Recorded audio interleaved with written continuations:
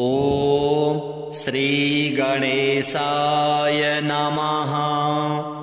अथ श्रीदेवी भागवते श्रीसरस्वती स्तोत्रम्। नारायण उवाच वाग्देवतायाः स्तवनं श्रूयतां सर्वकामदां। महामुनिर्याज्ञवल्क्यो येन तुष्टावतां पुरा। गुरुशापाच्च स मुनिर्हतविद्यो बभूवः। तदा जगाम दुःखार्तो रविस्थानं च पुण्यदां। सम्प्राप्य तपसा सूर्यं कोणार्के दृष्टिगोचरे। तुष्टाव सूर्यं शोकेन रुरोद स पुनः पुनः। सूर्यास्तं पाठयामास वेदाङ्गमीश्वरः। उवाच स्तुहि वाग्देवीं भक्त्या च श्रुतिहेतवे। तमित्युक्त्वा दीननाथो ह्यन्तर्धानं जगाम सः। मुनिस्नात्वा च तुष्टाव भक्तिनम्रात्मकन्धरः। याज्ञवल्क्य उवाच कृपां कुरु जगन्मातर मामेवं हत तेजसं। गुरुशापात् स्मृतिभ्रष्टं विद्याहीनं च दुःखितं। ज्ञानं देहि स्मृतिं देहि विद्यां देहि देवते। प्रतिष्ठां कवितां देहि शाक्तं शिष्य प्रबोधिकां। ग्रन्थनिर्मितिशक्तिं च सच्छिष्यं सुप्रतिष्ठितां। प्रतिभां सत्यसभायां च विचारक्षमतां शुभां। लुप्तां सर्वां देववशान् नवं कुरु पुनः पुनः। यथाङ्कुरं जनयति भगवान् योगमायया। ब्रह्मस्वरूपा परमा ज्योतिरूपा सनातनी। सर्वविद्याधिदेवीया तस्यै वाण्यै नमो नमः। यया विना जगत्सर्वं शश्वज्जीवन्मृतं सदा। ज्ञानाधिदेवीया तस्यै सरस्वत्यै नमो नमः। यया विना जगत्सर्वं मूकमुन्मत्तवत्सदा। वागधिष्ठात्रिदेवीया तस्यै वाण्यै नमो नमः। हिमचन्दनकुन्देन्दु कुमुदाम्भोजसंनिभा। वर्णाधिदेवीया तस्यै चाक्षरायै नमो नमः। विसर्गबिन्दुमात्राणां यदधिष्ठानमेव च इत्थं त्वं गीयसे सद्भिर्भारत्यै ते नमो नमः। यया विना त्रिसङ्ख्याकृत संख्यां कर्तुं न शक्नुते। कालसङ्ख्यास्वरूपाय तस्यै देव्यै नमो नमः। व्याख्यास्वरूपाया देवी व्याख्याधिष्ठात्रिदेवता। भ्रमसिद्धान्तरूपाय तस्यै देव्यै नमो नमः। स्मृतिशक्तिर्ज्ञानशक्तिः बुद्धिशक्तिस्वरूपिणी। प्रतिभाकल्पनाशक्तिर्या च तस्यै नमो नमः। सनत्कुमारो ब्रह्माणं ज्ञानं पप्रच्छ यत्र वै। बभूव जडवत्सोऽपि सिद्धान्तं कर्तुमक्षमः। तदा जगाम भगवान् आत्मा श्रीकृष्ण ईश्वरः। उवाच स च तं स्तौहि वाणीमिति प्रजापते। स च तुष्टावतां ब्रह्मा चाज्ञया परमात्मनः। चकार तत्प्रसादेन तदा सिद्धान्तमुत्तमं। यदाप्यनन्तं पप्रच्छ ज्ञानमेकं वसुन्धरा बभूव मूकवत्सोऽपि सिद्धान्तं कर्तुमक्षमः। तदा त्वां च स तुष्टाव सन्त्रस्तः कश्यपाज्ञया। ततश्चकार सिद्धान्तं निर्मलं भ्रमभञ्जनं। व्यासः पुराणसूत्रश्च सम्पृच्छत् वाल्मीकिं। मौनीभूतः ससस्मार त्वामेव जगदम्बिकां। तदा चकार सिद्धान्तं त्वद्वरेण मुनीश्वरः। सप्राप निर्मलं ज्ञानं प्रमादध्वंसकारणं। पुराणसूत्रं श्रुत्वा स व्यासः कृष्णकलोद्भवः। त्वां शिशेवे च दध्यौ तं शतवर्षं च पुष्करे। तदा त्वत्तो वरं प्राप्य स कवीन्द्रो बभूवः। तदा वेदविभागं च पुराणानि चकारः। यदा महेन्द्रे पप्रच्छ तत्त्वज्ञानं शिवाशिवं। क्षणं त्वामेव सञ्चिन्त्य तस्यै ज्ञानं दधौ विभुः। पप्रच्छ शब्दशास्त्रं च महेन्द्रस्य बृहस्पतिं। दिव्यं वर्षसहस्रं च स त्वां दध्यौ च पुष्करे। तदा त्वत्तो वरं प्राप्य दिव्यं वर्षसहस्रकम्। उवाच शब्दशास्त्रं च तदर्थं च सुरेश्वरम्। अध्यापिताश्च यैः शिष्याः यैरधीतं मुनीश्वरैः। ते च त्वां परिसञ्चिन्त्य प्रवर्तन्ते सुरेश्वरी। त्वं संस्तुता पूजिता च मुनीन्द्रमनुमानवैः। दैत्यैश्च सुरैश्चापि ब्रह्मा विष्णुशिवादिभिः। जडीभूतः सहस्रास्य पञ्चवक्त्रश्चतुर्मुखः।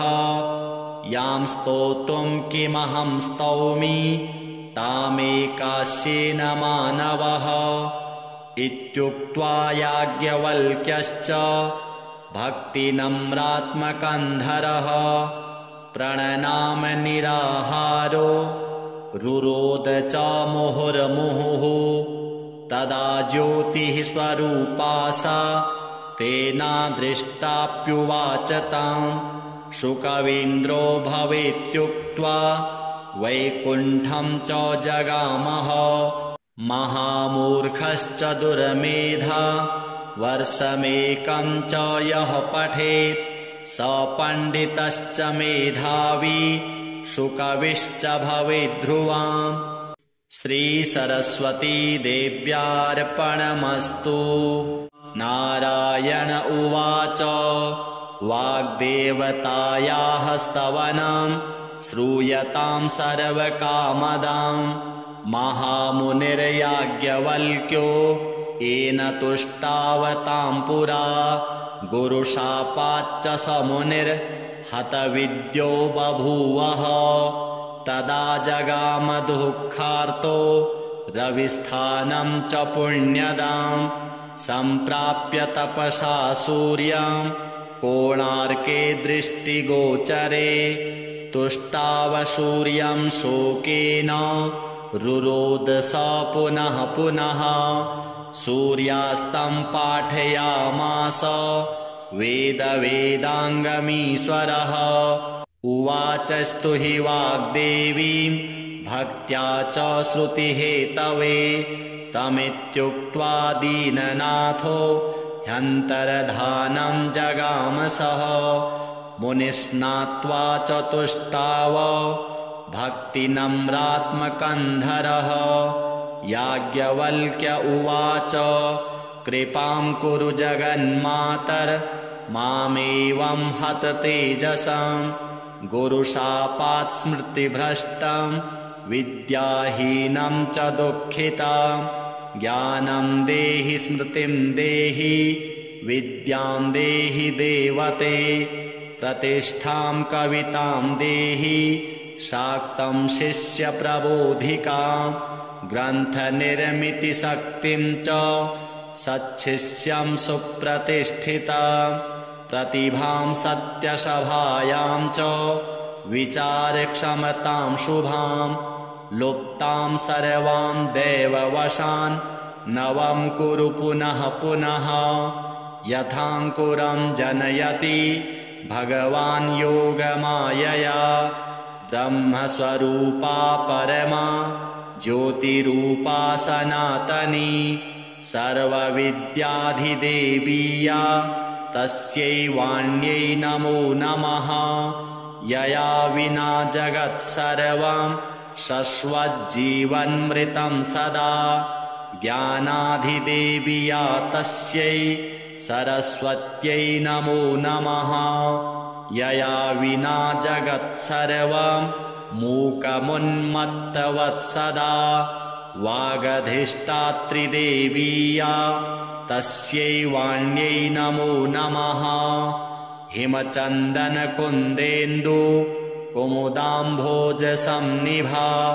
वर्णाधिदेवीया तस्यै चाक्षरायै नमो नमः विसर्गबिन्दुमात्राणां यदधिष्ठानमेव च इत्थं त्वं गीयसे सद्भिर्भारत्यै ते नमो नमः यया विनात्र संख्याकृत् संख्यां कर्तुं न शक्नुते कालसंख्यास्वरूपाय तस्यै देव्यै नमो नमः व्याख्यास्वरूपाया देवी व्याख्याधिष्ठात्रिदेवता भ्रमसिद्धान्तरूपाय तस्यै देव्यै नमो नमः स्मृतिशक्तिर्ज्ञानशक्तिः बुद्धिशक्तिस्वरूपिणी प्रतिभाकल्पनाशक्तिर्या च तस्यै नमो नमः सनत्कुमारो ब्रह्माणं ज्ञानं पप्रच्छ यत्र वै बभूव जडवत्सोऽपि सिद्धान्तं कर्तुमक्षमः तदा जगाम भगवान् आत्मा श्रीकृष्ण ईश्वरः उवाच स च तं स्तौहि वाणीमिति प्रजापते स च तुष्टावतां ब्रह्मा चाज्ञया परमात्मनः चकार तत्प्रसादेन तदा सिद्धान्तमुत्तमं यदाप्यनन्तं पप्रच्छ ज्ञानमेकं वसुन्धरा बभूव मूकवत्सोऽपि सिद्धान्तं कर्तुमक्षमः तदा त्वां च स तुष्टाव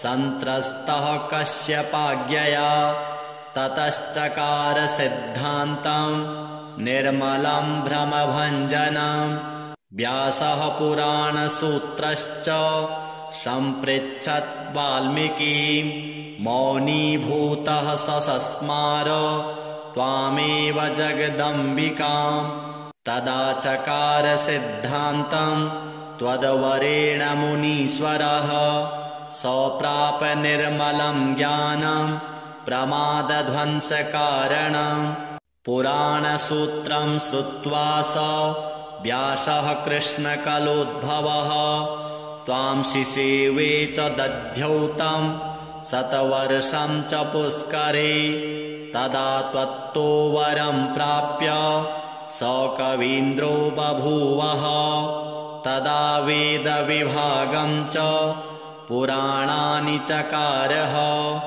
यदा महेन्द्रे पप्रच्छ तत्त्वज्ञानं शिवाशिवं क्षणं त्वामेव सञ्चिन्त्य तस्यै ज्ञानं दधौ विभुः पप्रच्छ शब्दशास्त्रं च महेन्द्रस्य बृहस्पतिं दिव्यं वर्षसहस्रं च स त्वां दध्यौ च पुष्करे तदा त्वत्तो वरं प्राप्य दिव्यं वर्षसहस्रकम् उवाच शब्दशास्त्रं च तदर्थं च सुरेश्वरं अध्यापिताश्च यैः शिष्याः यैरधीतं मुनीश्वरैः ते च त्वां परिसञ्चिन्त्य प्रवर्तन्ते सुरेश्वरी।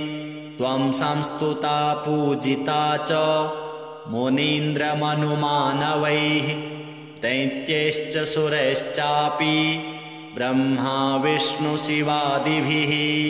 जडीभूतः सहस्रास्य पञ्चवक्त्रश्चतुर्मुखः यां स्तोतुं किमहं स्तौमि तामेकास्येन मानवः। इत्युक्त्वा याज्ञवल्क्यश्च भक्तिनम्रात्मकन्धरः प्रणनाम निराहारो रुरोद च मुहुर्मुहुः। तदा ज्योतिः स्वरूपा सा तेनादृष्टाप्युवाच तां शुकवीन्द्रो भवेत्युक्त्वा वैकुण्ठं च जगामः। महामूर्खश्च दुर्मेधा वर्षमेकं च यः पठेत् स पण्डितश्च मेधावी शुकविश्च भवेद्ध्रुवाम्। श्रीसरस्वती देव्यार्पणमस्तु। नारायण उवाच वाग्देवतायाः स्तवनं श्रूयतां सर्वकामदां महामुनिर्याज्ञवल्क्यो येन तुष्टावतां पुरा। गुरुशापाच्च स मुनिर्हतविद्यो बभूवः। तदा जगाम दुःखार्तो रविस्थानं च पुण्यदां सम्प्राप्य तपसा सूर्यं कोणार्के दृष्टिगोचरे। तुष्टाव सूर्यं शोकेन रुरोद स पुनः पुनः। सूर्यास्तं पाठयामास वेदाङ्गमीश्वरः। उवाचस्तु हि वाग्देवीं भक्त्या च श्रुतिहेतवे। तमित्युक्त्वा दीननाथो ह्यन्तर्धानं जगाम सः। मुनिस्नात्वा च तुष्टाव भक्तिनम्रात्मकन्धरः। याज्ञवल्क्य उवाच कृपां कुरु जगन्मातर मामेवं हत तेजसां। गुरुशापात् स्मृतिभ्रष्टं विद्याहीनं च दुःखितां। ज्ञानं देहि स्मृतिं देहि विद्यां देहि देवते। प्रतिष्ठां कवितां देहि शाक्तं शिष्यप्रबोधिकां। ग्रन्थनिर्मितिशक्तिं च सच्छिष्यं सुप्रतिष्ठितां।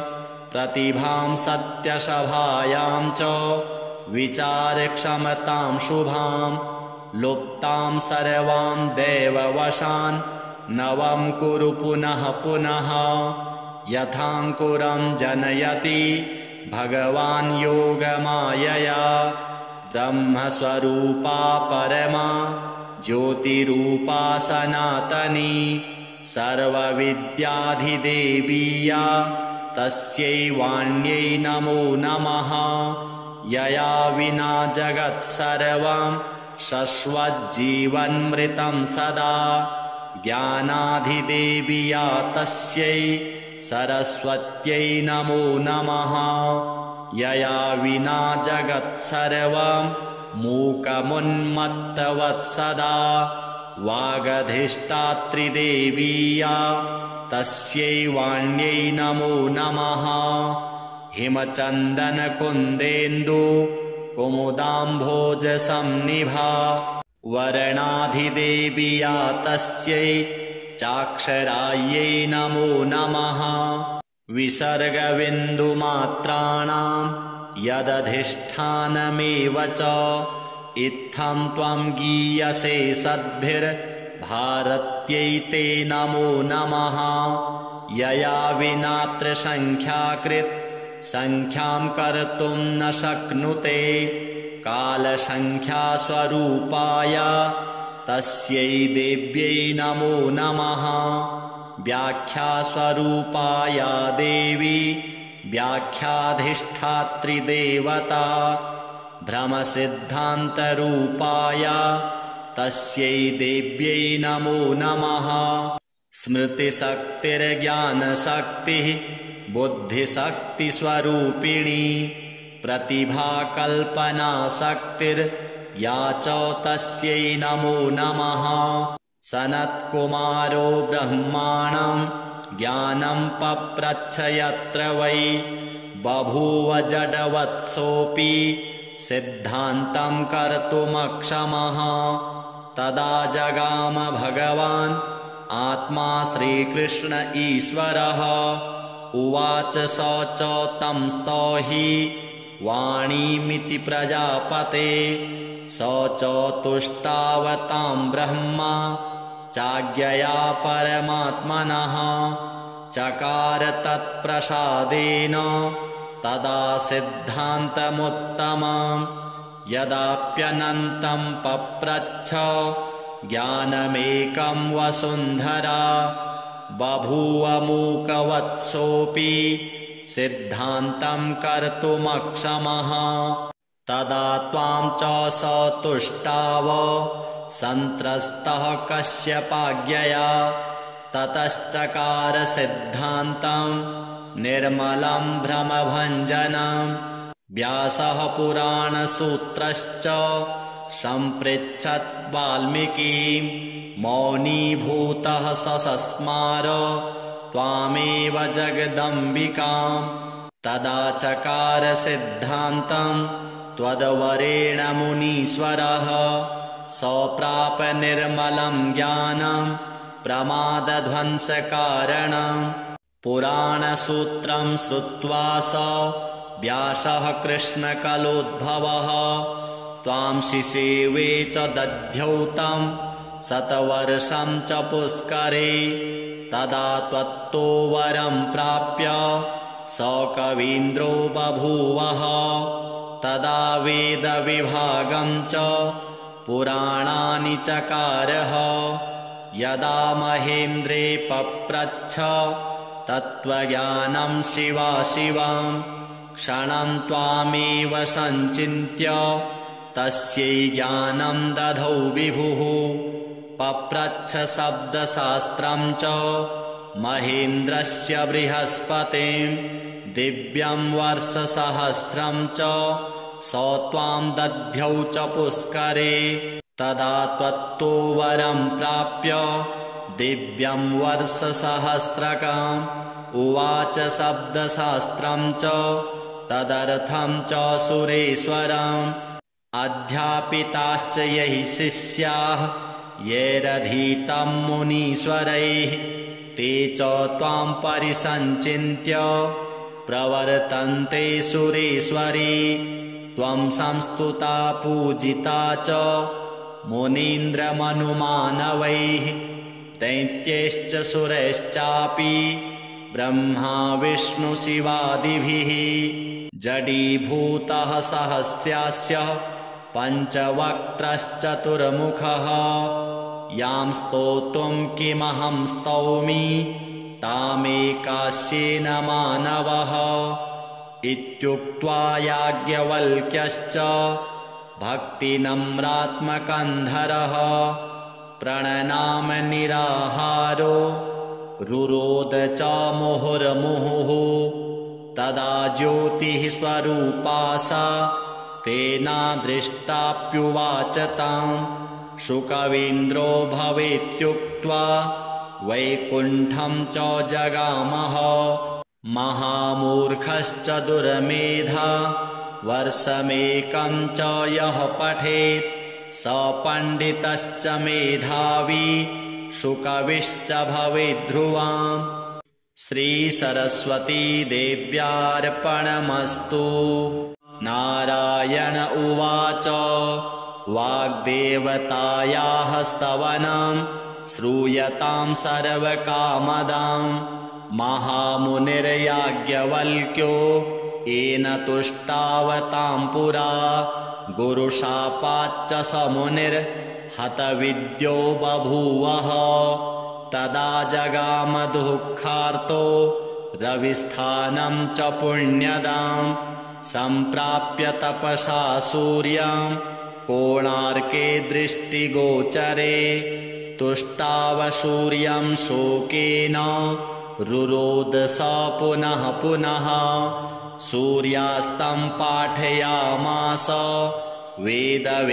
वेदाङ्गमीश्वरः उवाचस्तु हि वाग्देवीं भक्त्या च श्रुतिहेतवे तमित्युक्त्वा दीननाथो ह्यन्तर्धानं जगामसः मुनिस्नात्वा चतुष्टाव भक्तिनम्रात्मकन्धरः याज्ञवल्क्य उवाच कृपां कुरु जगन्मातर मामेवं हत तेजसं गुरुशापात् स्मृतिभ्रष्टं विद्याहीनं च दुःखितं ज्ञानं देहि स्मृतिं देहि विद्यां देहि देवते प्रतिष्ठां कवितां देहि शाक्तं शिष्यप्रबोधिकां ग्रन्थनिर्मितिशक्तिं च सच्छिष्यं सुप्रतिष्ठितां प्रतिभां सत्यसभायां च विचारक्षमतां शुभां लुप्तां सर्वां देववशान् नवं कुरु पुनः पुनः यथाङ्कुरं जनयति भगवान् योगमायया ब्रह्मस्वरूपा परमा ज्योतिरूपा सनातनी सर्वविद्याधिदेवीया तस्यै वाण्यै नमो नमः यया विना जगत्सर्वं शश्वज्जीवन्मृतं सदा ज्ञानाधिदेवीया तस्यै सरस्वत्यै नमो नमः यया विना जगत्सर्वं मूकमुन्मत्तवत्सदा वागधिष्ठात्रिदेवीया तस्यै वाण्यै नमो नमः हिमचन्दनकुन्देन्दु कुमुदाम्भोजसंनिभा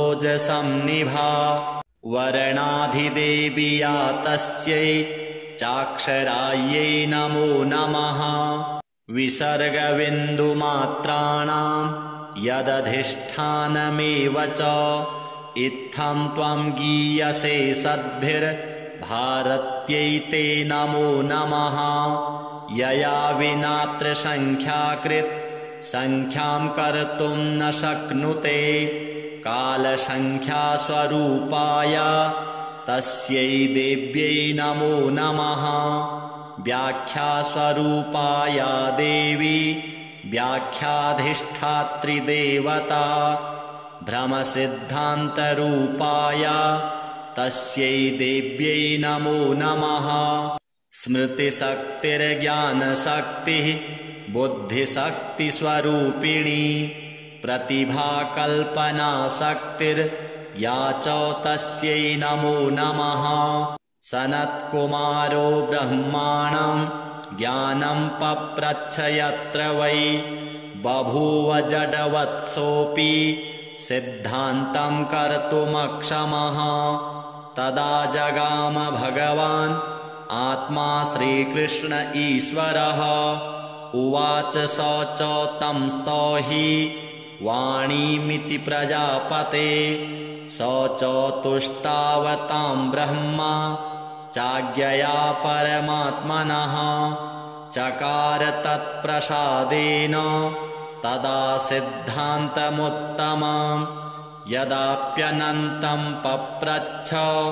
ज्ञानमेकं वसुन्धरा बभूव मूकवत्सोऽपि सिद्धान्तं कर्तुमक्षमः तदा त्वां च स तुष्टाव सन्त्रस्तः कश्यपाज्ञया ततश्चकार सिद्धान्तं निर्मलं भ्रमभञ्जनं व्यासः पुराणसूत्रश्च सम्पृच्छत् वाल्मीकिं मौनीभूतः ससस्मार त्वामेव जगदम्बिकां तदा चकार सिद्धान्तं त्वद्वरेण मुनीश्वरः सप्राप निर्मलं ज्ञानं प्रमादध्वंसकारणं पुराणसूत्रं श्रुत्वा स व्यासः कृष्णकलोद्भवः त्वां शिशेवे च दध्यौ तं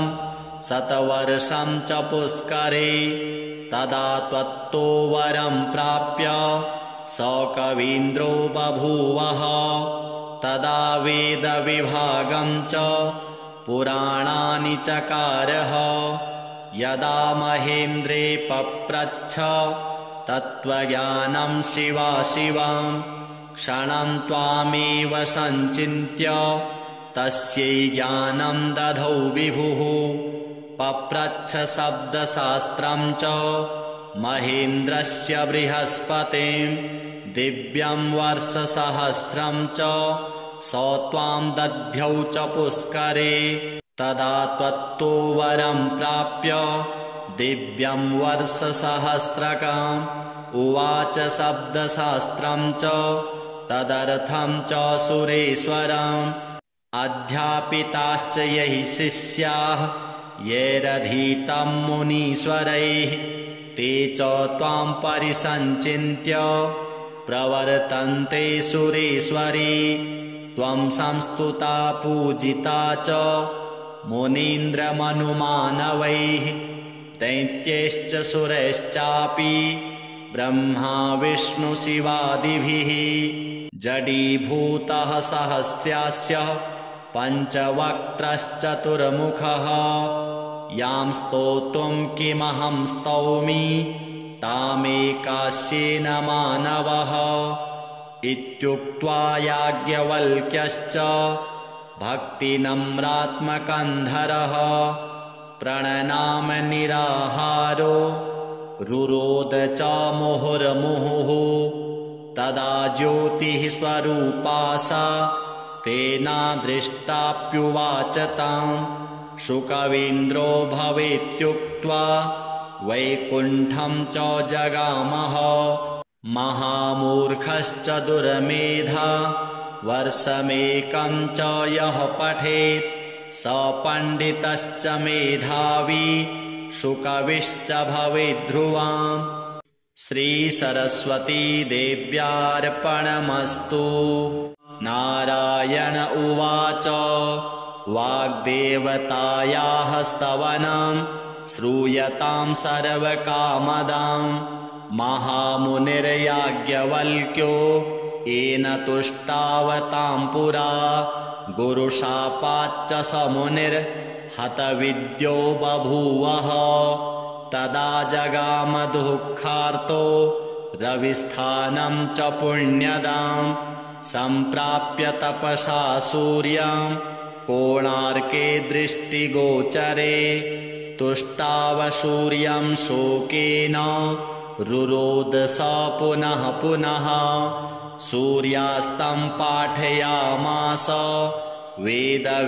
वेदाङ्गमीश्वरः उवाच स्तुहि वाग्देवीं भक्त्या च श्रुतिहेतवे तमित्युक्त्वा दीननाथो ह्यन्तर्धानं जगामसः मुनिस्नात्वा च तुष्टाव भक्तिनम्रात्मकन्धरः याज्ञवल्क्य उवाच कृपां कुरु जगन्मातर मामेवं हततेजसं गुरुशापात् स्मृतिभ्रष्टं विद्याहीनं च दुःखितं ज्ञानं देहि स्मृतिं देहि विद्यां देहि देवते प्रतिष्ठां कवितां देहि शाक्तं शिष्यप्रबोधिकां ग्रन्थनिर्मितिशक्तिं च सच्छिष्यं सुप्रतिष्ठितां प्रतिभां सत्यसभायां च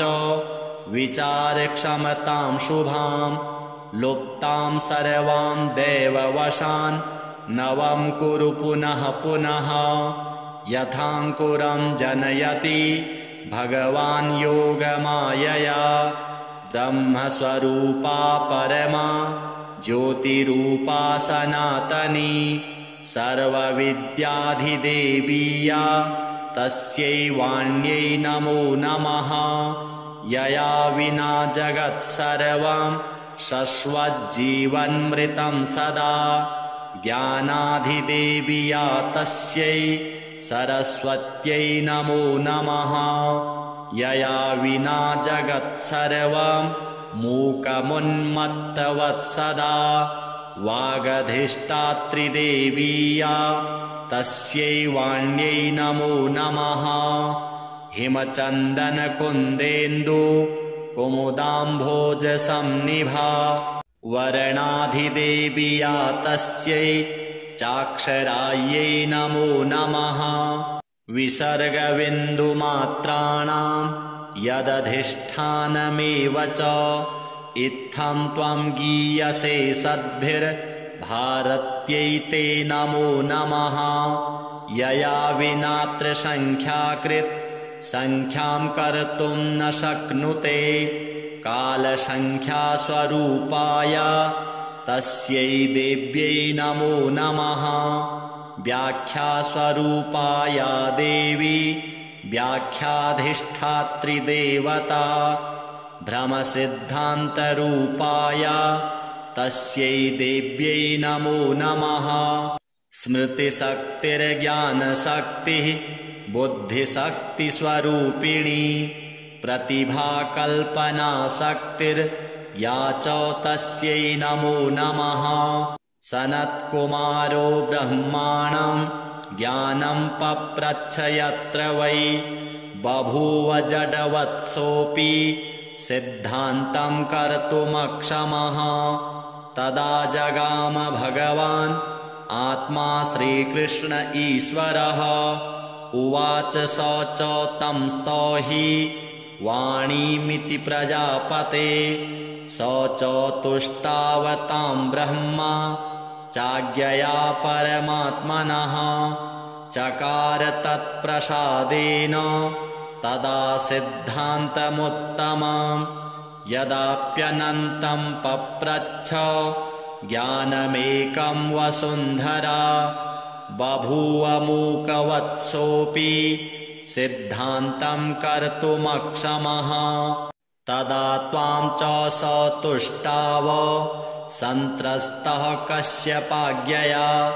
ततश्चकार सिद्धान्तं निर्मलं भ्रमभञ्जनं। व्यासः पुराणसूत्रश्च सम्पृच्छत् वाल्मीकिं। मौनीभूतः ससस्मार त्वामेव जगदम्बिकां। तदा चकार सिद्धान्तं त्वद्वरेण मुनीश्वरः। सप्राप निर्मलं ज्ञानं प्रमादध्वंसकारणं। पुराणसूत्रं श्रुत्वा स व्यासः कृष्णकलोद्भवः। त्वां शिशेवे च दध्यौ तं शतवर्षं च पुष्करे। तदा त्वत्तो वरं प्राप्य स कवीन्द्रो बभूवः। तदा वेदविभागं च पुराणानि चकारः। यदा महेन्द्रे पप्रच्छ तत्त्वज्ञानं शिवाशिवं। क्षणं त्वामेव सञ्चिन्त्य तस्यै ज्ञानं दधौ विभुः। पप्रच्छ शब्दशास्त्रं च महेन्द्रस्य बृहस्पतिं। दिव्यं वर्षसहस्रं च स त्वां दध्यौ च पुष्करे। तदा त्वत्तो वरं प्राप्य दिव्यं वर्षसहस्रकम्। उवाच शब्दशास्त्रं च तदर्थं च सुरेश्वरम्। अध्यापिताश्च यैः शिष्याः यैरधीतं मुनीश्वरैः। ते च त्वां परिसञ्चिन्त्य प्रवर्तन्ते सुरेश्वरी। त्वं संस्तुता पूजिता च मुनीन्द्रमनुमानवैः। दैत्यैश्च सुरैश्चापि ब्रह्मा विष्णुशिवादिभिः। जडीभूतः सहस्रास्य पञ्चवक्त्रश्चतुर्मुखः।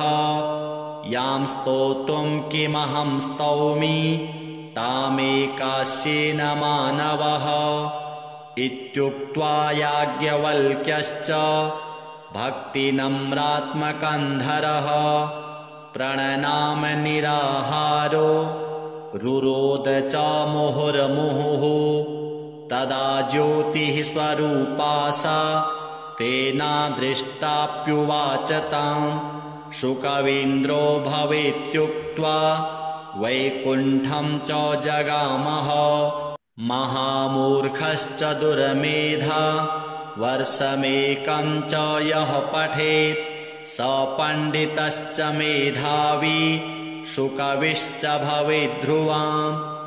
श्रीसरस्वती देव्यार्पणमस्तु।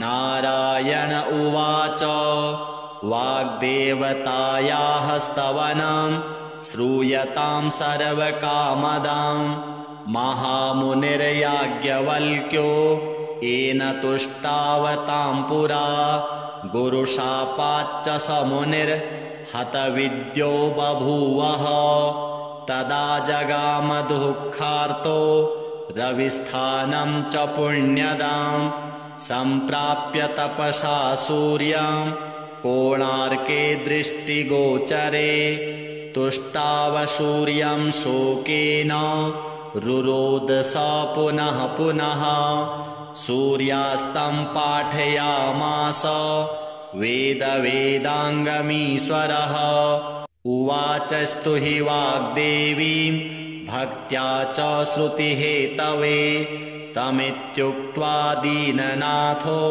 ह्यन्तर्धानं जगामसः मुनिस्नात्वा चतुष्टाव भक्तिनम्रात्मकन्धरः याज्ञवल्क्य उवाच कृपां कुरु जगन्मातर मामेवं हत तेजसां गुरुशापात् स्मृतिभ्रष्टं विद्याहीनं च दुःखितां ज्ञानं देहि स्मृतिं देहि विद्यां देहि देवते प्रतिष्ठां कवितां देहि शाक्तं शिष्यप्रबोधिकां ग्रन्थनिर्मितिशक्तिं च सच्छिष्यं सुप्रतिष्ठितां प्रतिभां सत्यसभायां च विचारक्षमतां शुभां लुप्तां सर्वां देववशान् नवं कुरु पुनः पुनः यथाङ्कुरं जनयति भगवान् योगमायया ब्रह्मस्वरूपा परमा ज्योतिरूपा सनातनी सर्वविद्याधिदेवीया तस्यै वाण्यै नमो नमः यया विना जगत्सर्वं शश्वज्जीवन्मृतं सदा ज्ञानाधिदेवीया तस्यै सरस्वत्यै नमो नमः यया विना जगत्सर्वं मूकमुन्मत्तवत्सदा वागधिष्ठात्रिदेवीया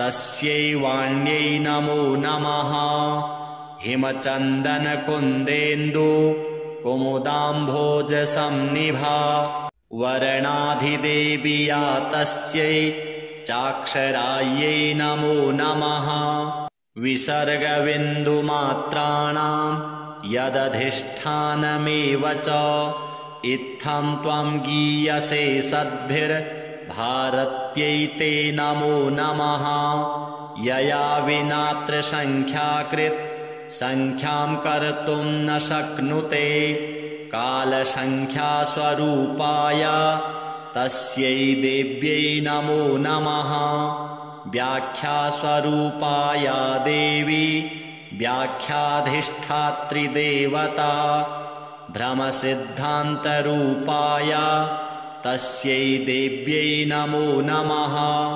स्मृतिशक्तिर्ज्ञानशक्तिः बुद्धिशक्तिस्वरूपिणी प्रतिभाकल्पनाशक्तिर्या च तस्यै नमो नमः सनत्कुमारो ब्रह्माणं ज्ञानं पप्रच्छ यत्र वै बभूव जडवत्सोऽपि सिद्धान्तं कर्तुमक्षमः तदा जगाम भगवान् आत्मा श्रीकृष्ण ईश्वरः।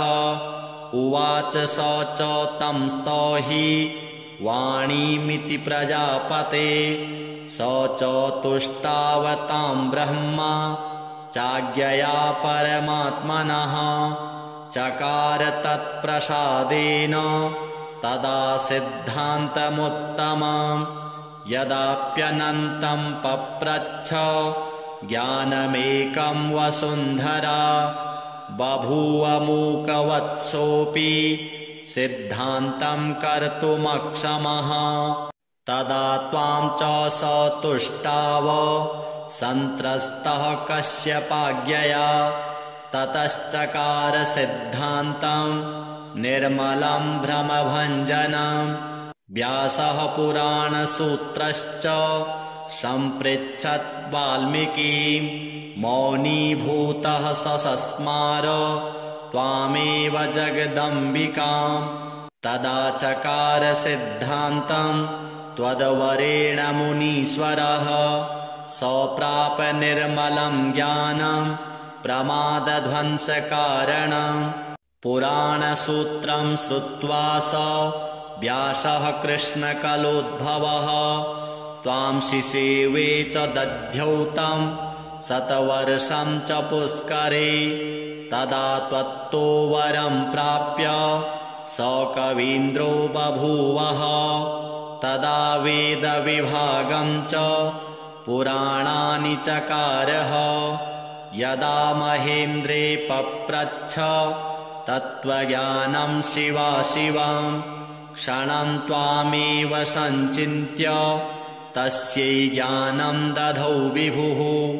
पप्रच्छ शब्दशास्त्रं च महेन्द्रस्य बृहस्पतिं। दिव्यं वर्षसहस्रं च स त्वां दध्यौ च पुष्करे। तदा त्वत्तो वरं प्राप्य दिव्यं वर्षसहस्रकम्। उवाच शब्दशास्त्रं च तदर्थं च सुरेश्वरम्। अध्यापिताश्च यैः शिष्याः यैरधीतं मुनीश्वरैः। ते च त्वां परिसञ्चिन्त्य प्रवर्तन्ते सुरेश्वरी। त्वं संस्तुता पूजिता च मुनीन्द्रमनुमानवैः। दैत्यैश्च सुरैश्चापि ब्रह्मा विष्णुशिवादिभिः।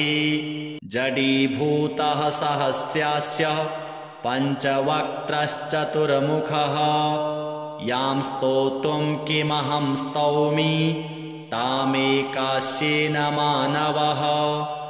इत्युक्त्वा याज्ञवल्क्यश्च भक्तिनम्रात्मकन्धरः प्रणनाम निराहारो रुरोद च मुहुर्मुहुः। तदा ज्योतिः स्वरूपा सा तेनादृष्टाप्युवाच तां। शुकवीन्द्रो भवेत्युक्त्वा वैकुण्ठं च जगामः। महामूर्खश्च दुर्मेधा वर्षमेकं च यः पठेत् स पण्डितश्च मेधावी शुकविश्च भवेद्ध्रुवाम्।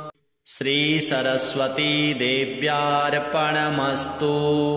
नारायण उवाच वाग्देवतायाः स्तवनं श्रूयतां सर्वकामदां। महामुनिर्याज्ञवल्क्यो येन तुष्टावतां पुरा। गुरुशापाच्च स मुनिर्हतविद्यो बभूवः। तदा जगाम दुःखार्तो रविस्थानं च पुण्यदां। सम्प्राप्य तपसा सूर्यं कोणार्के दृष्टिगोचरे। तुष्टाव सूर्यं शोकेन रुरोद स पुनः पुनः।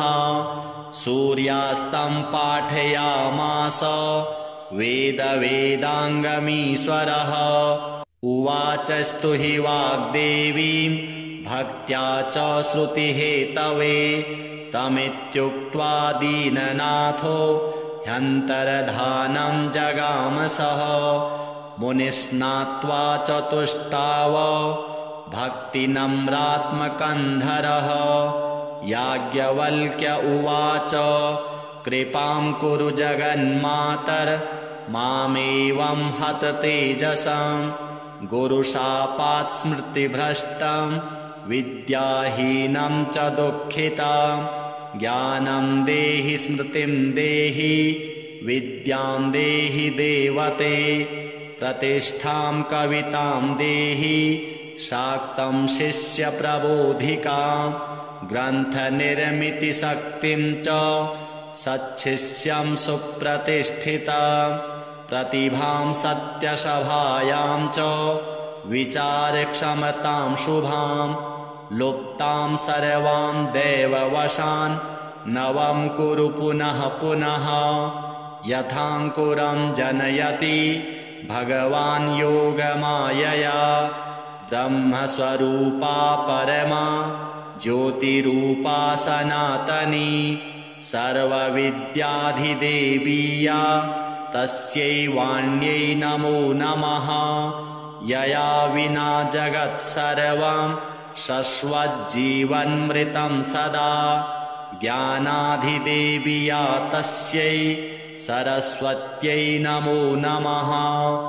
यया विना जगत्सर्वं मूकमुन्मत्तवत्सदा वागधिष्ठात्रिदेवीया तस्यै वाण्यै नमो नमः। हिमचन्दनकुन्देन्दु कुमुदाम्भोजसंनिभा वर्णाधिदेवीया तस्यै चाक्षरायै नमो नमः। विसर्गबिन्दुमात्राणां यदधिष्ठानमेव च इत्थं त्वं गीयसे सद्भिर्भारत्यै ते नमो नमः। यया विनात्र संख्याकृत संख्यां कर्तुं न शक्नुते कालसंख्यास्वरूपाय तस्यै देव्यै नमो नमः। व्याख्यास्वरूपाया देवी व्याख्याधिष्ठात्रिदेवता भ्रमसिद्धान्तरूपाया तस्यै देव्यै नमो नमः। स्मृतिशक्तिर्ज्ञानशक्तिः बुद्धिशक्तिस्वरूपिणी प्रतिभाकल्पनाशक्तिर्या च तस्यै नमो नमः। सनत्कुमारो ब्रह्माणं ज्ञानं पप्रच्छ यत्र वै बभूव जडवत्सोऽपि सिद्धान्तं कर्तुमक्षमः तदा जगाम भगवान् आत्मा श्रीकृष्ण ईश्वरः। उवाच स च तं स्तौहि वाणीमिति प्रजापते स च तुष्टावतां ब्रह्मा चाज्ञया परमात्मनः चकार तत्प्रसादेन तदा सिद्धान्तमुत्तमं यदाप्यनन्तं पप्रच्छ ज्ञानमेकं वसुन्धरा बभूव मूकवत्सोऽपि सिद्धान्तं कर्तुमक्षमः तदा त्वां च स तुष्टाव सन्त्रस्तः कश्यपाज्ञया ततश्चकार सिद्धान्तं निर्मलं भ्रमभञ्जनं व्यासः पुराणसूत्रश्च सम्पृच्छत् वाल्मीकिं मौनीभूतः ससस्मार त्वामेव जगदम्बिकां तदा चकार सिद्धान्तं त्वद्वरेण मुनीश्वरः सप्राप निर्मलं ज्ञानं प्रमादध्वंसकारणं पुराणसूत्रं श्रुत्वा स व्यासः कृष्णकलोद्भवः त्वां शिशेवे च दध्यौ तं शतवर्षं च पुष्करे तदा त्वत्तो वरं प्राप्य स कवीन्द्रो बभूवः तदा वेदविभागं च पुराणानि चकारः यदा महेन्द्रे पप्रच्छ तत्त्वज्ञानं शिवाशिवं क्षणं त्वामेव सञ्चिन्त्य तस्यै ज्ञानं दधौ विभुः पप्रच्छ शब्दशास्त्रं च महेन्द्रस्य बृहस्पतिं दिव्यं वर्षसहस्रं च स त्वां दध्यौ च पुष्करे तदा त्वत्तो वरं प्राप्य दिव्यं वर्षसहस्रकम् उवाच शब्दशास्त्रं च तदर्थं च सुरेश्वरम् अध्यापिताश्च यैः शिष्याः यैरधीतं मुनीश्वरैः ते च त्वां परिसञ्चिन्त्य प्रवर्तन्ते सुरेश्वरी त्वं संस्तुता पूजिता च मुनीन्द्रमनुमानवैः दैत्यैश्च सुरैश्चापि ब्रह्मा विष्णुशिवादिभिः जडीभूतः सहस्रास्य पञ्चवक्त्रश्चतुर्मुखः यां स्तोतुं किमहं स्तौमि तामेकास्येन मानवः इत्युक्त्वा याज्ञवल्क्यश्च भक्तिनम्रात्मकन्धरः प्रणनाम निराहारो रुरोद च मुहुर्मुहुः तदा ज्योतिः स्वरूपा सा तेनादृष्टाप्युवाच तां शुकवीन्द्रो भवेत्युक्त्वा वैकुण्ठं च जगामः महामूर्खश्च दुर्मेधा वर्षमेकं च यः पठेत् स पण्डितश्च मेधावी शुकविश्च भवेद्ध्रुवाम् श्रीसरस्वती देव्यार्पणमस्तु।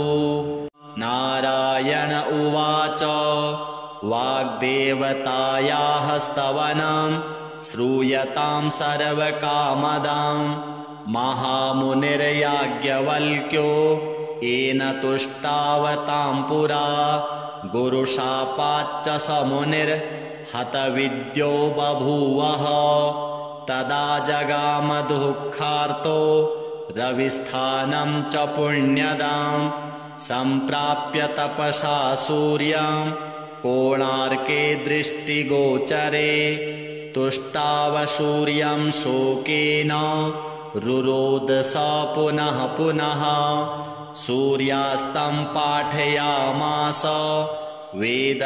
वेदाङ्गमीश्वरः उवाचस्तु हि वाग्देवीं भक्त्या च श्रुतिहेतवे तमित्युक्त्वा दीननाथो ह्यन्तर्धानं जगामसः मुनिस्नात्वा च तुष्टाव भक्तिनम्रात्मकन्धरः याज्ञवल्क्य उवाच कृपां कुरु जगन्मातर मामेवं हत तेजसं गुरुशापात् स्मृतिभ्रष्टं विद्याहीनं च दुःखितं ज्ञानं देहि स्मृतिं देहि विद्यां देहि देवते प्रतिष्ठां कवितां देहि शाक्तं शिष्यप्रबोधिकां ग्रन्थनिर्मितिशक्तिं च सच्छिष्यं सुप्रतिष्ठितां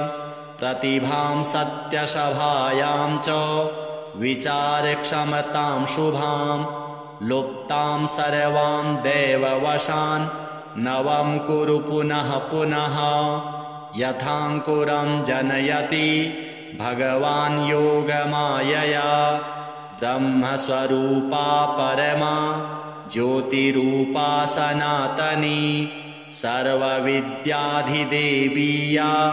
तस्यै वाण्यै नमो नमः यया विना जगत्सर्वं शश्वज्जीवन्मृतं सदा ज्ञानाधिदेवीया तस्यै सरस्वत्यै नमो नमः यया विना जगत्सर्वं मूकमुन्मत्तवत्सदा वागधिष्ठात्रिदेवीया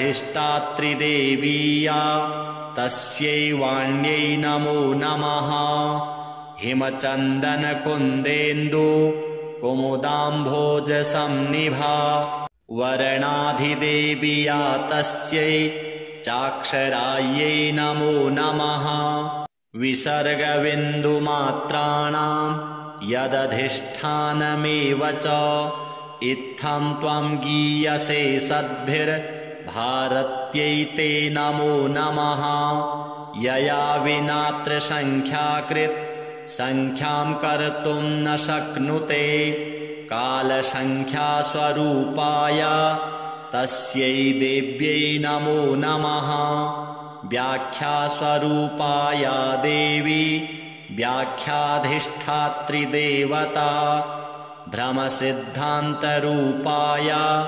तस्यै देव्यै नमो नमः स्मृतिशक्तिर्ज्ञानशक्तिः बुद्धिशक्तिस्वरूपिणी प्रतिभाकल्पनाशक्तिर्या च तस्यै नमो नमः सनत्कुमारो ब्रह्माणं ज्ञानं पप्रच्छ यत्र वै बभूव जडवत्सोऽपि सिद्धान्तं कर्तुमक्षमः तदा जगाम भगवान् आत्मा श्रीकृष्ण ईश्वरः उवाच स च तं स्तौहि वाणीमिति प्रजापते स च तुष्टावतां ब्रह्मा चाज्ञया परमात्मनः चकार तत्प्रसादेन तदा सिद्धान्तमुत्तमं यदाप्यनन्तं पप्रच्छ ज्ञानमेकं वसुन्धरा बभूव मूकवत्सोऽपि सिद्धान्तं कर्तुमक्षमः तदा त्वां च स तुष्टाव सन्त्रस्तः कश्यपाज्ञया ततश्चकार सिद्धान्तं निर्मलं भ्रमभञ्जनं व्यासः पुराणसूत्रश्च सम्पृच्छत् वाल्मीकिं मौनीभूतः ससस्मार त्वामेव जगदम्बिकां तदा चकार सिद्धान्तं त्वद्वरेण मुनीश्वरः सप्राप निर्मलं ज्ञानं प्रमादध्वंसकारणं पुराणसूत्रं श्रुत्वा स व्यासः कृष्णकलोद्भवः त्वां शिशेवे च दध्यौ तं शतवर्षं च पुष्करे तदा त्वत्तो वरं प्राप्य स कवीन्द्रो बभूवः तदा वेदविभागं च पुराणानि चकारः यदा महेन्द्रे पप्रच्छ तत्त्वज्ञानं शिवाशिवं क्षणं त्वामेव सञ्चिन्त्य तस्यै ज्ञानं दधौ विभुः पप्रच्छ शब्दशास्त्रं च महेन्द्रस्य बृहस्पतिं दिव्यं वर्षसहस्रं च स त्वां दध्यौ च पुष्करे तदा त्वत्तो वरं प्राप्य दिव्यं वर्षसहस्रकम् उवाच शब्दशास्त्रं च तदर्थं च सुरेश्वरम् अध्यापिताश्च यैः शिष्याः यैरधीतं मुनीश्वरैः ते च त्वां परिसञ्चिन्त्य प्रवर्तन्ते सुरेश्वरी त्वं संस्तुता पूजिता च मुनीन्द्रमनुमानवैः दैत्यैश्च सुरैश्चापि ब्रह्मा विष्णुशिवादिभिः जडीभूतः सहस्रास्य पञ्चवक्त्रश्चतुर्मुखः यां स्तोतुं किमहं स्तौमि तामेकास्येन मानवः इत्युक्त्वा याज्ञवल्क्यश्च भक्तिनम्रात्मकन्धरः प्रणनाम निराहारो रुरोद च मुहुर्मुहुः तदा ज्योतिः स्वरूपा सा तेनादृष्टाप्युवाच तां शुकवीन्द्रो भवेत्युक्त्वा वैकुण्ठं च जगामः महामूर्खश्च दुर्मेधा वर्षमेकं च यः पठेत् स पण्डितश्च मेधावी शुकविश्च भवेद्ध्रुवाम्।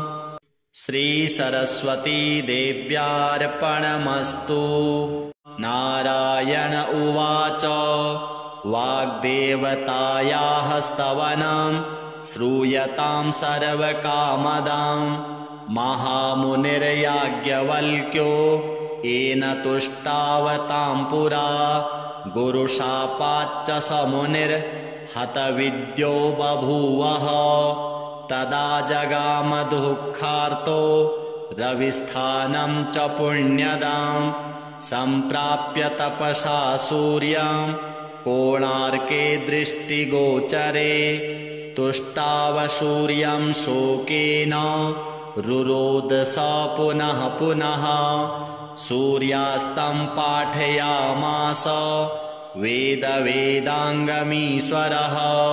उवाच स्तुहि वाग्देवीं भक्त्या च श्रुतिहेतवे। तमित्युक्त्वा दीननाथो ह्यन्तर्धानं जगामसः।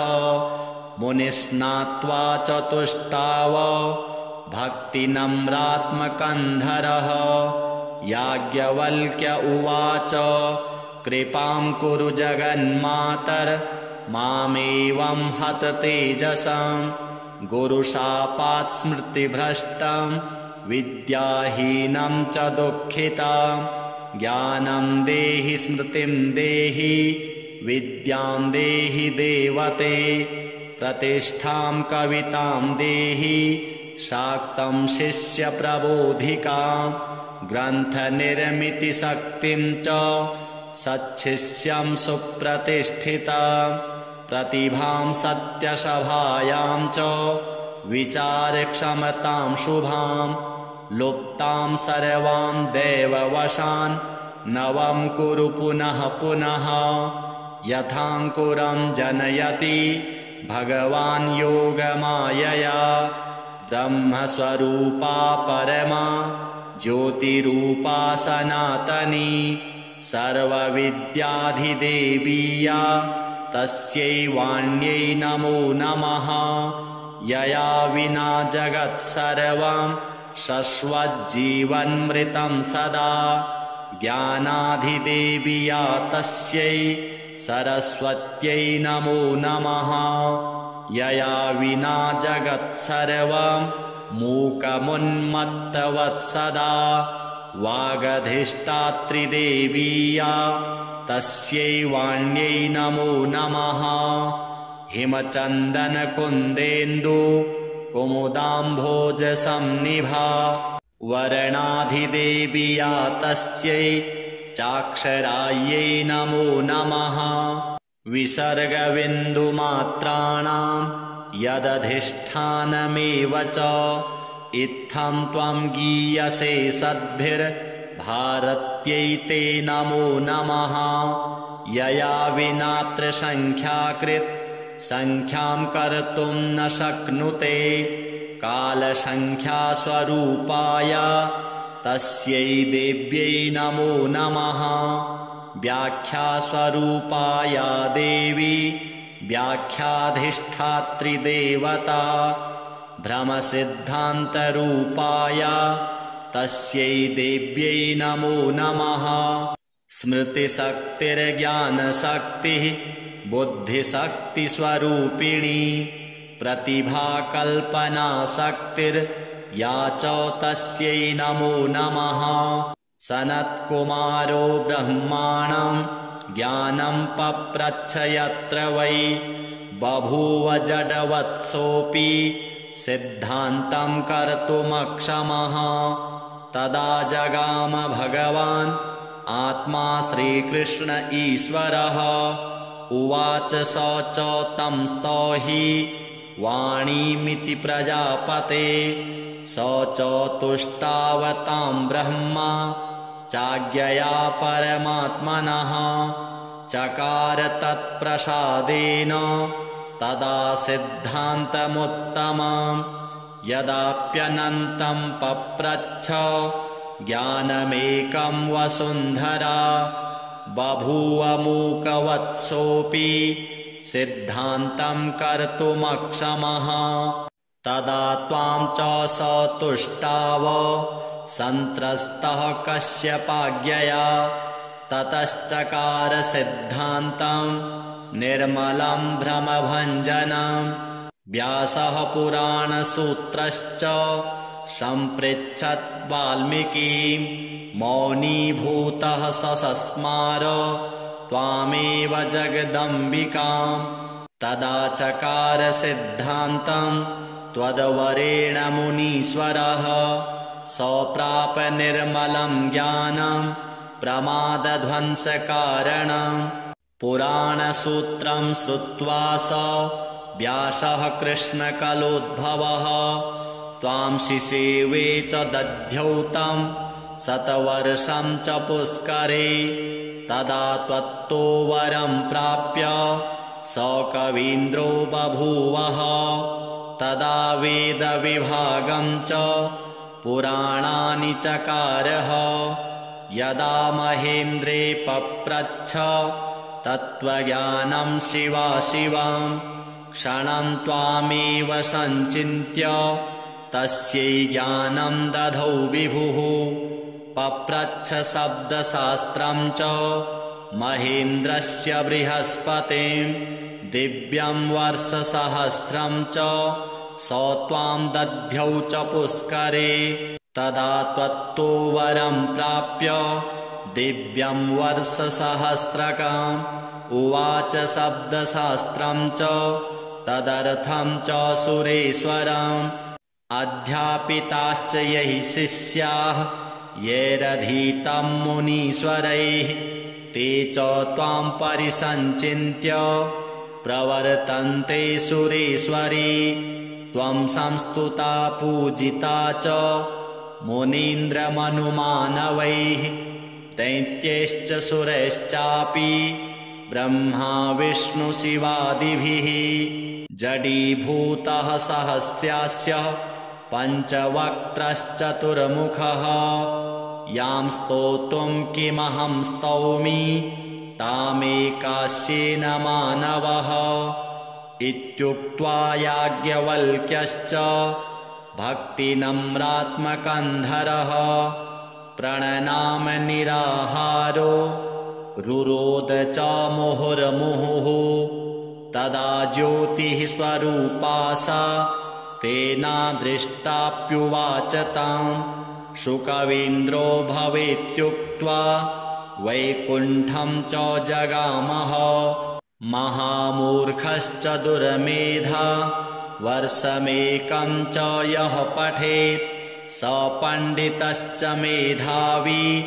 शुकविश्च भवेद्ध्रुवाम् श्रीसरस्वती देव्यार्पणमस्तु।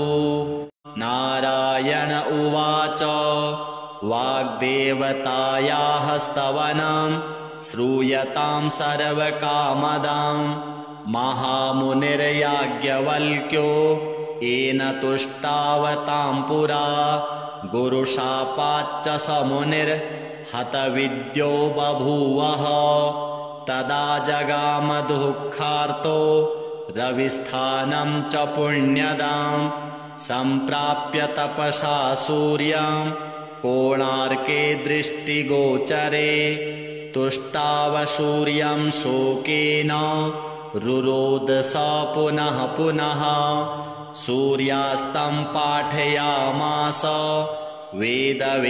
वेदाङ्गमीश्वरः उवाच स्तुहि वाग्देवीं भक्त्या च श्रुतिहेतवे तमित्युक्त्वा दीननाथो ह्यन्तर्धानं जगामसः मुनिस्नात्वा च तुष्टाव भक्तिनम्रात्मकन्धरः याज्ञवल्क्य उवाच कृपां कुरु जगन्मातर मामेवं हत तेजसं गुरुशापात् स्मृतिभ्रष्टं विद्याहीनं च दुःखितं ज्ञानं देहि स्मृतिं देहि विद्यां देहि देवते प्रतिष्ठां कवितां देहि शाक्तं शिष्यप्रबोधिकां ग्रन्थनिर्मितिशक्तिं च सच्छिष्यं सुप्रतिष्ठिता प्रतिभां सत्यसभायां च विचारक्षमतां शुभां लुप्तां सर्वां देववशान् नवं कुरु पुनः पुनः यथाङ्कुरं जनयति भगवान् योगमायया ब्रह्मस्वरूपा परमा ज्योतिरूपा सनातनी सर्वविद्याधिदेवीया तस्यै वाण्यै नमो नमः यया विना जगत्सर्वं शश्वज्जीवन्मृतं सदा ज्ञानाधिदेवीया तस्यै सरस्वत्यै नमो नमः यया विना जगत्सर्वं मूकमुन्मत्तवत्सदा वागधिष्ठात्रिदेवीया तस्यै वाण्यै नमो नमः हिमचन्दनकुन्देन्दु कुमुदाम्भोजसंनिभा वर्णाधिदेवीया तस्यै चाक्षरायै नमो नमः विसर्गबिन्दुमात्राणां यदधिष्ठानमेव च इत्थं त्वं गीयसे सद्भिर्भारत्यै ते नमो नमः यया विना त्रिसङ्ख्याकृत संख्यां कर्तुं न शक्नुते कालसङ्ख्यास्वरूपाय तस्यै देव्यै नमो नमः व्याख्यास्वरूपाया देवी व्याख्याधिष्ठात्रिदेवता भ्रमसिद्धान्तरूपाया तस्यै देव्यै नमो नमः स्मृतिशक्तिर्ज्ञानशक्तिः बुद्धिशक्तिस्वरूपिणी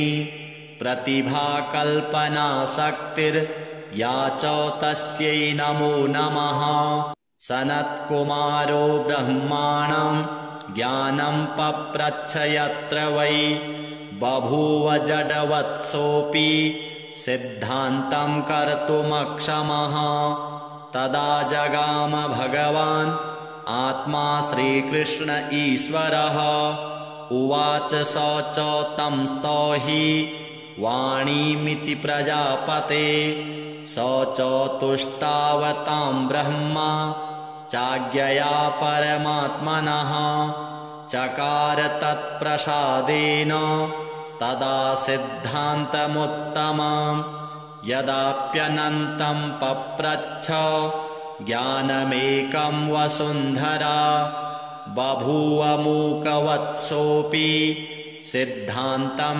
कर्तुमक्षमः तदा त्वां च स तुष्टाव सन्त्रस्तः कश्यपाज्ञया ततश्चकार सिद्धान्तं निर्मलं भ्रमभञ्जनं व्यासः पुराणसूत्रश्च सम्पृच्छत् वाल्मीकिं मौनीभूतः ससस्मार त्वामेव जगदम्बिकां तदा चकार सिद्धान्तं त्वद्वरेण मुनीश्वरः सप्राप निर्मलं ज्ञानं प्रमादध्वंसकारणं पुराणसूत्रं श्रुत्वा स व्यासः कृष्णकलोद्भवः त्वां शिशेवे च दध्यौ तं शतवर्षं च पुष्करे तदा त्वत्तो वरं प्राप्य स कवीन्द्रो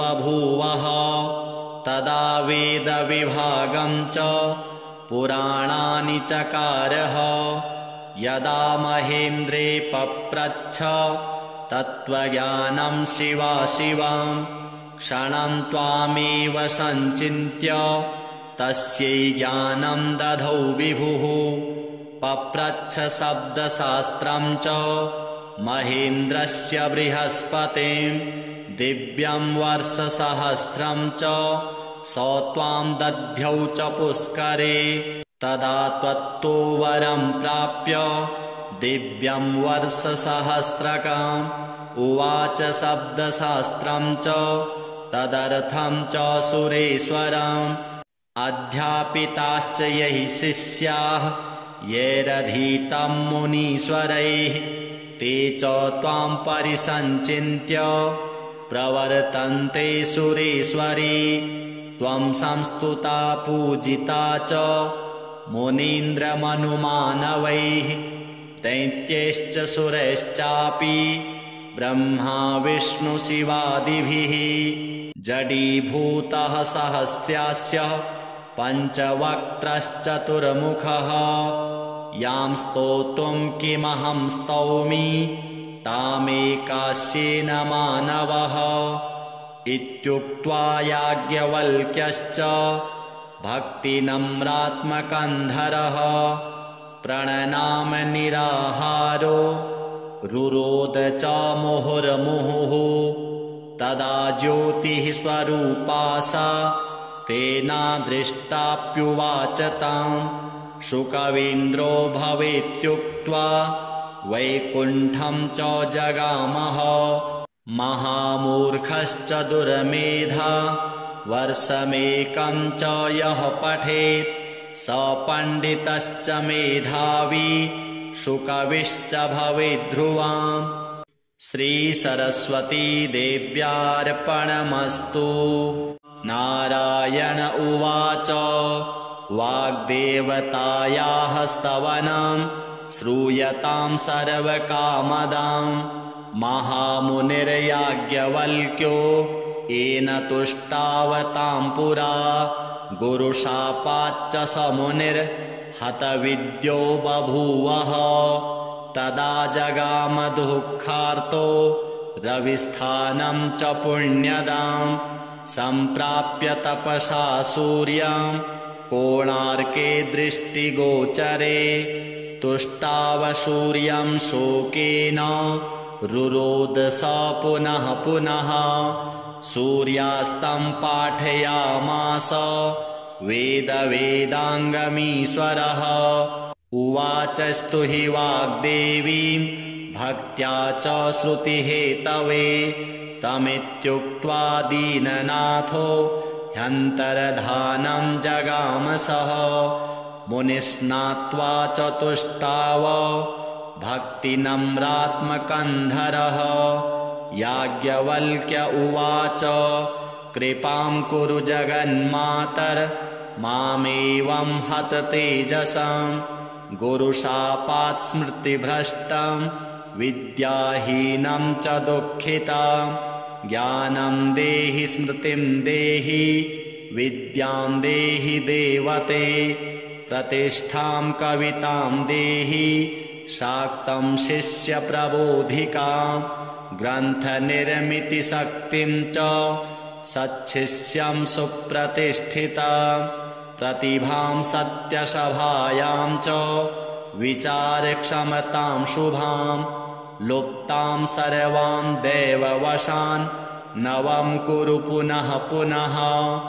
यथाङ्कुरं जनयति भगवान् योगमायया ब्रह्मस्वरूपा परमा ज्योतिरूपा सनातनी सर्वविद्याधिदेवीया तस्यै वाण्यै नमो नमः यया विना जगत्सर्वं शश्वज्जीवन्मृतं सदा ज्ञानाधिदेवीया तस्यै सरस्वत्यै नमो नमः यया विना जगत्सर्वं मूकमुन्मत्तवत्सदा वागधिष्ठात्रिदेवीया तस्यै वाण्यै नमो नमः हिमचन्दनकुन्देन्दु कुमुदाम्भोजसंनिभा वर्णाधिदेवीया तस्यै चाक्षरायै नमो नमः विसर्गबिन्दुमात्राणां यदधिष्ठानमेव च इत्थं त्वं गीयसे सद्भिर्भारत्यै ते नमो नमः यया विनात्र संख्याकृत् संख्यां कर्तुं न शक्नुते कालसंख्यास्वरूपाय तस्यै देव्यै नमो नमः व्याख्यास्वरूपाया देवी व्याख्याधिष्ठात्रिदेवता भ्रमसिद्धान्तरूपाय तस्यै देव्यै नमो नमः। स्मृतिशक्तिर्ज्ञानशक्तिः बुद्धिशक्तिस्वरूपिणी प्रतिभाकल्पनाशक्तिर्या च तस्यै नमो नमः। सनत्कुमारो ब्रह्माणं ज्ञानं पप्रच्छ यत्र वै बभूव जडवत्सोऽपि सिद्धान्तं कर्तुमक्षमः। तदा जगाम भगवान् आत्मा श्रीकृष्ण ईश्वरः। उवाच स च तं स्तौहि वाणीमिति प्रजापते। स च तुष्टावतां ब्रह्मा चाज्ञया परमात्मनः। चकार तत्प्रसादेन तदा सिद्धान्तमुत्तमं। यदाप्यनन्तं पप्रच्छ ज्ञानमेकं वसुन्धरा बभूव मूकवत्सोऽपि सिद्धान्तं कर्तुमक्षमः। तदा त्वां च स तुष्टाव सन्त्रस्तः कश्यपाज्ञया। ततश्चकार सिद्धान्तं निर्मलं भ्रमभञ्जनं।